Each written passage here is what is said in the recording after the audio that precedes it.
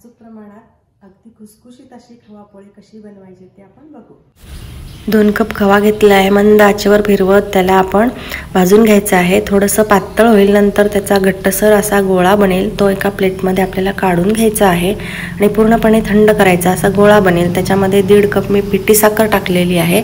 व्यवस्थित मिक्स करून घ्यायचं आहे। मग 2 कप मैदा आणि 1 चमचा बेसन आणि थोडंसं तेल टाकून मिक्स करून घ्यायचं आहे आणि थोडं थोडं पाणी टाकत आपल्याला मऊसूत असा याचा गोळा बनवायचा आहे। त्यानंतर 10 मिनिटांसाठी रेस्टला ठेवायचं आहे। पारी बनवण्यासाठी आपण पीठ घेतलं, त्याच्यामध्ये हे सारण भरायचं आहे आणि आपल्याला ही पोळी लाटण्यासाठी तांदळाच्या पिठीचा वापर करायचा आहे आणि थोडंसं हाताने प्रेस करून मग आपल्याला लाटण्याने लाटायचं आहे। थोडीशी पातळ पोळी लाटायची आहे। तुम्ही बघू शकता मी कितपत लाटलेली आहे आणि आता मंद आचेवर आपल्याला खरपूस रंगावर दोन्ही बाजूंनी व्यवस्थित भाजून घ्यायची आहे।